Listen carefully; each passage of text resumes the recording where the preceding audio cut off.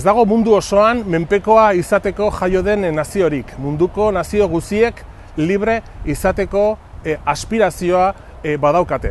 Eta norabide horretan, esan behar dugu Euskal Herriak beharrezkoa duela estatu independente bat lortzea, estatu libre bat lortzea, hain zuzen Euskal Herritar guztion ongizatea bermatzeko.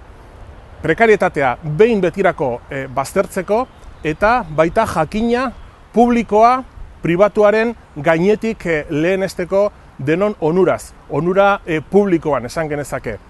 Momentu honetan, Katalunian independentziaren bezperatan dauden honetan, hemen Euskal Herrian solidarioak izateko daukagun modurik onena, horixe da hain zuzen, hemen Euskal Herrian bertan, irekitzea bigarren fronte bat, fronte independentista bat, eta ez bakarrik Kataluniarekiko elkartasunean, baizik eta gure interesa hori delako, independentziarazko urratsak ematea, eta hori da beste modu bat ere, hain zuzen, Espainiar klase herritarrekin solidarioak izateko.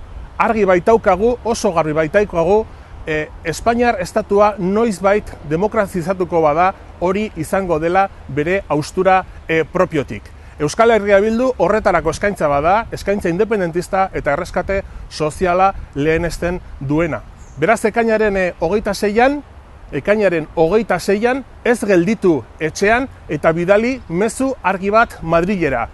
Independentzia, erreskate soziala eta preso politikoak etxera orain.